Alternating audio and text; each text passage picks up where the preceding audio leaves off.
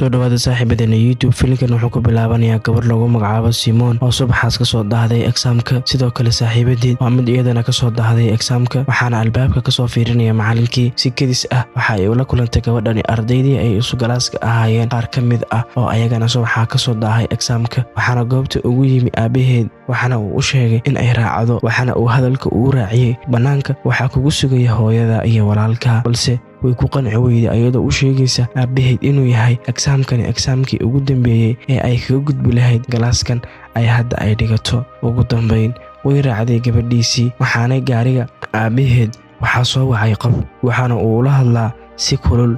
Aabaheed waxaa taleefanka kala booda xaaskiisa, isla markiiba aabaheed baabuurka waxa uu kaxeeyaa si xawli ah, balse waxaa soo gaaraya shil aan saa u weynayn, waxaana ku naxaya Simon, walaalkeed iyo hooyadeed.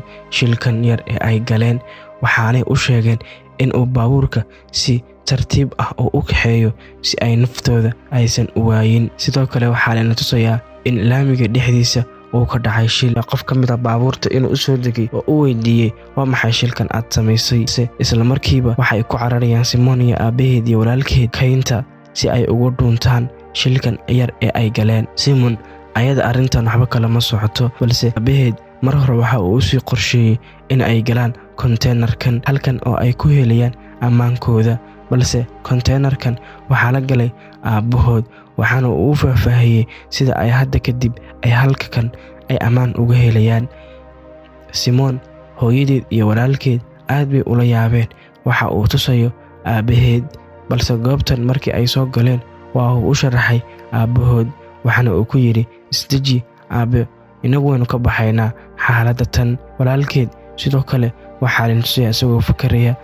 Simon aabaheed wuu ku qarxin waayey arrinta tan, balse ugu dambeyn way ku qanacdaa aabaheed, waxaana ay la hadashaa asxaabteeda oo ay kala hadasho live.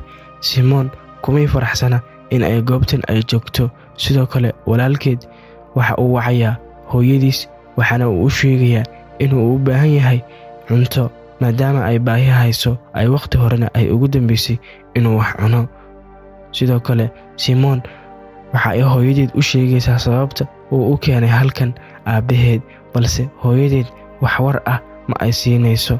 Simon ayaa isku dayday inay furto daaqadda, balse waxay aragtay in horar ah. Walaalkeed ayuu damcay inuu gacanta ku dhago. Sidoo kale waxa ay arkeen naag horarad ah oo dhulka isla dhacaysa. Ugu dambeyn konteenarka way soo xidheen Simon, walaalkeed iyo hooyadeed, inkastoo goobta uu ka maqnaa aabaheed. Waxaanay isku dayday in ay la xiriirto aabaheed, taleefanka uu ka qaban waayey. Qaybta connectionkana marka ay fiirisay aabaheed way ka weyday, balse waxay isku dayday inay kala hadasho aalad kale oo ay markaas ay gacanta ay ku haysay ayna ugu duubto cod, balse aabaheed ma uusan ahayn mid waqtigaas ku haya aaladaas ay gabadhiisu ay ugu duubayso cod. Simon noloshii aad ayay ugu soo yaraatay, waxaanay ku noolaatay waxaanay aragtay inay ku jirto nolol walwal ah. Walaalkeed sidoo kale naqaska ayaa qabtay, waxaanay kula jirtaa dhakhtar. Sidoo kale aabaheed ayaa soo ogaaday dhakhtarka uu joogo wiilkiisu. Simon ayuu ugu yimi dhakhtarka. Sidoo kale waxaa la tusayaa Simon oo loo geliyey jaakad, waxaana uu aabaheed u sheegay inay soo fuliso qorsho. Kabacdi qorshahaas marka ay soo fuliso ay qaadanayaan waqti farxad leh. Simon sidoo kale waxaa loo diray inay soo baarto alaab, balse walaalkeed Rosmas aad ayuu u weynaaday.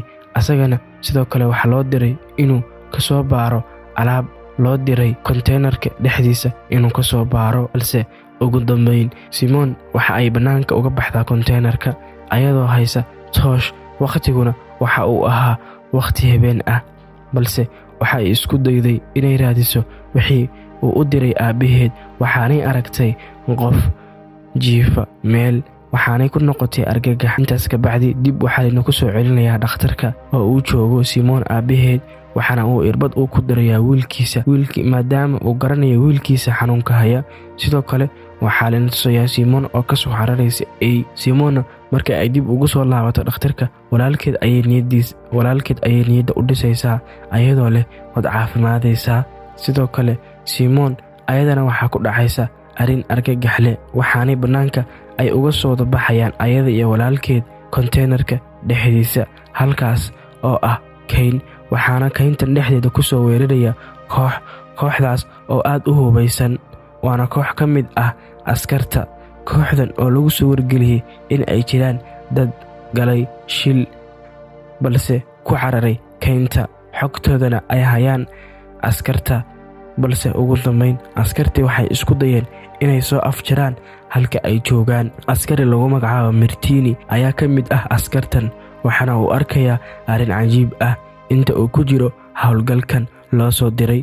balse sidoo kale Simon ayaduna waxa ay aad uga baqsan tahay in la ogaado ayada, walaalkeed iyo aabaheedba. ugu dambayna waxay isku dayeysaa inuu taleefankeeda uu dhulka uu kaga dhaco, balse Martini waa shakhsi dhanka shiishyahanka ku fiican, waxaana uu arkayaa gabadh. balse gabadhan marka uu shiishka ku qabto ma ahan gabadhii uu doonayey, waxaana uu la xiriirayaa kooxdii ahayd saaxiibadiisa, waxaana uu sheegayaa in uu arkay gabadh balse aysan ahayn gabadhii uu doonayey, uuna baadigoobka uu ugu jiray. Martini sidoo kale waxa uu hore ugu soconayaa kaynta, halka Simon iyo walaalkeed uu arkayo ayagoo ku dhex jira kaynta kana soo baxay konteenarka.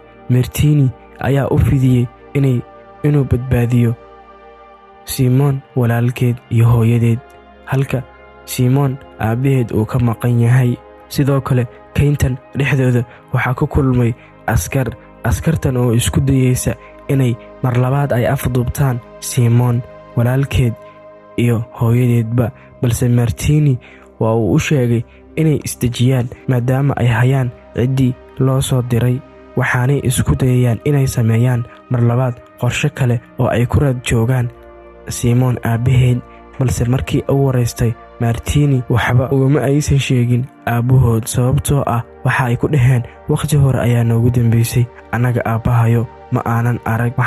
sidoo kale waxaa layna tusayaa 2 qof oo kale oo kaynta dhexdooda ku socda. mid ka mid ah ayaa biyaha gashtay dhooqo. Martinina waxa uu isku dayaa inuu wiilka lugaha dhooqada gashtay uu ku dhufto xabad, balse gabadha ayaa isku dayeysa inay ka bixiso sharabaadka oo ay u badbaadiso lugtiisa.